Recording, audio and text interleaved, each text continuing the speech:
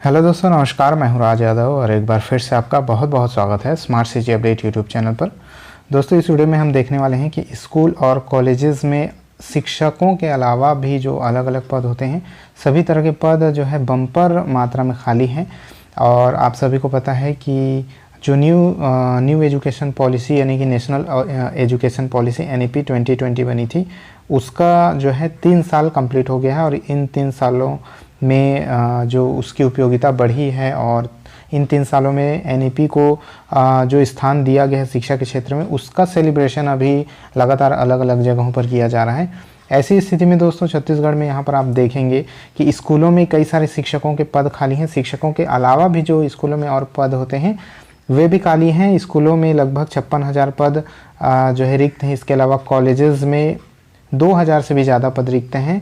और वहीं पर CU यानी कि सेंट्रल यूनिवर्सिटीज़ में भी 107 के लगभग पद खाली हैं। उसी के बारे में इस वीडियो में चर्चा करने वाले हैं। अगर आप चैनल पर नए हैं तो जल्दी से चैनल को सब्सक्राइब कर लीजिएगा। साथ ही बगल वाले बेल आइकन को प्रेस करके ऑल पर भी ज़रूर सेट कर दीजिएगा, ताकि आने वाले वीडियो की नोटिफिकेशन सबसे पहले आप तक पहुँच सके। चलिए इस वीडियो को शुरू करते हैं। दोस्तों, यहाँ पर आप देख सकते हैं पेपर में छपी इस खबर के अनुसार इसी चीज़ को यहाँ पर इंगित किया गया है कि नई शिक्षा नीति के 3 साल कंप्लीट हो चुके हैं और नीति के साथ भर्ती जरूरी है, क्योंकि स्कूलों में शिक्षकों के 56,000 से भी ज़्यादा पद खाली हैं। कॉलेजेस में 2,429 पद खाली हैं और सेंट्रल यूनिवर्सिटीज़ में 107 पद खाली हैं। ठीक है, एक एक करके स्कूल और कॉलेजेस की स्थिति को समझेंगे, बने रहिएगा वीडियो पर। जैसे कि यहाँ पर आप देख सकते हैं कि नई शिक्षा नीति को लागू हुए शनिवार को 3 साल पूरे हो जाएंगे। इस दौरान UGC, CBSE, NCERT, SCERT से लेकर राज्य स्तर पर शिक्षा सुधार को लेकर पहल की गई है, नवाचार हुए हैं। सिलेबस को लेकर कोर्स की अवधि तक में बदलाव हुआ है। ठीक है, यहाँ तक कि PhD और नियुक्तियों को लेकर भी नियम नीतियों में बदलाव हुए हैं। हर तरह के जो है एक नियम और जो नीतियाँ शिक्षा के क्षेत्र में लाई जाती है उसमें बदलाव हुए हैं NEP 2020 के बदौलत। और नई शिक्षा नीति या राष्ट्रीय शिक्षा नीति आप कह सकते हैं, उसके हिसाब से बहुत सारे बदलाव किए गए हैं।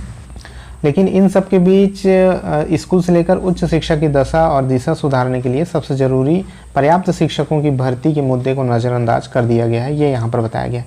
कई जो है स्कूलों में शिक्षक के पद खाली हैं। कई स्कूलों में एकल शिक्षकीय स्कूल हैं, कई सारे स्कूल जहाँ सिर्फ एक शिक्षक हैं। तो ऐसी स्थिति में जो क्वालिटी एजुकेशन होता है वो उसको बढ़ावा देने में यहाँ पर कुछ ना कुछ जो है कमी रह जा रही है।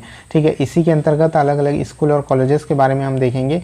यहाँ पर आप देख सकते हैं कि NEP 2020 के तहत 3 साल से 18 साल तक के बच्चों को शिक्षा का अधिकार कानून 2009 के अंतर्गत रखा गया है। और भी जो अलग अलग डेटा के हिसाब से एनालिसिस करके नियम कानून को यहाँ पर बनाया गया है और स्किल और रोजगार के अवसर बढ़ाने का भी दावा किया जा रहा है। लेकिन इसी बीच अगर आप छत्तीसगढ़ के स्कूलों की बात करें तो स्कूलों में 56,000 से भी अधिक शिक्षकों की कमी है। प्राइमरी में सबसे अधिक 27,000 से भी ज़्यादा पद शिक्षकों के रिक्त हैं।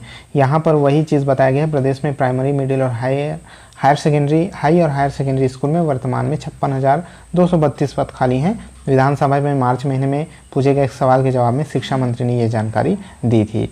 इसमें अगर आप देखें कि बताया कि वर्तमान में प्राइमरी स्कूल में 77,000 से ज़्यादा, मिडिल में 47,000 से ज़्यादा और हाई स्कूल में 9,000 से भी ज़्यादा, हायर सेकेंडरी स्कूल में 30,000 से भी ज़्यादा शिक्षक कार्यरत हैं। और शासन के मापदंड के अनुसार शिक्षकों की कमी के संबंध में यहाँ पर जानकारी दी गई थी।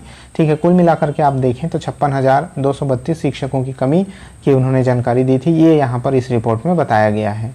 इसी के साथ दोस्तों कॉलेजेस की बात करें तो सरकारी कॉलेज में 2,000 से भी अधिक पद खाली हैं और 207 प्राचार्य ही नहीं हैं। ये यहाँ पर जो है इस रिपोर्ट में कहा गया है। यहाँ पर आप देखेंगे कि सरकारी कॉलेज में सहायक प्राध्यापक और प्राचार्य को मिलाकर के 2200 से भी अधिक पद रिक्त हैं।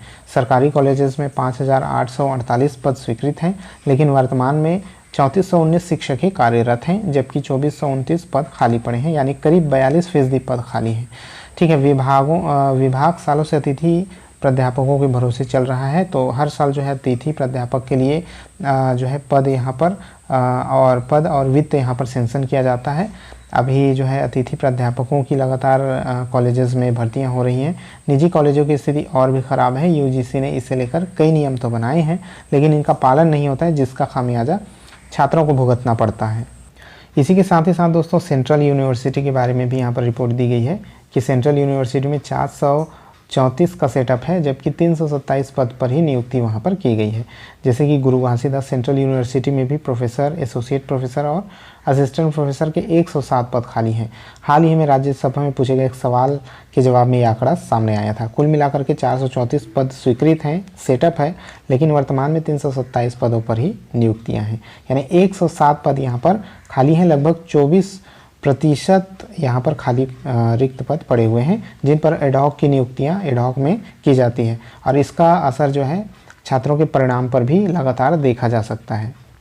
और दोस्तों, इन सब का रिज़ल्ट ये होता है कि शिक्षकों की कमी जो है क्वालिटी एजुकेशन में रोड़ा बन सकती है। नई शिक्षा नीति NEP 2020 के उद्देश्यों को पूरा करने के लिए पर्याप्त शिक्षकों की कमी, यहाँ पर्याप्त शिक्षकों की भर्ती की जानी ज़रूरी है। और शिक्षकों की भर्ती की बात करें तो अभी 12,489 पदों पर वैकेंसीज आई हुई थी, जिसका जो है भर्ती प्रक्रिया भी चालू है, और आगे और भी शिक्षक भर्ती आने की संभावना जताई गई है। अब देखने वाली बात ये होगी कि कितने समय में इस शिक्षक भर्ती के लिए पुनः विज्ञापन जारी किया जाता है। लेकिन ये अवश्य है कि जल्द से जल्द इन पदों को भरने की पूरी आवश्यकता है, तभी जो है NEP 2020 का जो रिज़ल्ट आना चाहिए, जो आउटकम आना चाहिए, वो सपना यहाँ पर साकार हो पाएगा। शिक्षकों की कमी के चलते स्टूडेंट टीचर का रेशियो में भी अंतर है, जिससे छात्रों की पढ़ाई पर असर पड़ता है। ठीक है, तो इस रिपोर्ट में यही बताया गया है कि जब तक उन रिक्त पड़े पदों को नहीं भरा जाएगा, तब तक यहाँ पर क्वालिटी एजुकेशन का सपना जो है साकार नहीं हो पाएगा। फिलहाल इस रिपोर्ट के बारे में आप क्या सोचते हैं, नीचे कमेंट बॉक्स में कमेंट करके ज़रूर बताइएगा। चैनल पर नए हैं तो सब्सक्राइब कर लीजिएगा। मिलते हैं आपसे नेक्स्ट वीडियो में, तब तक के लिए जय हिंद।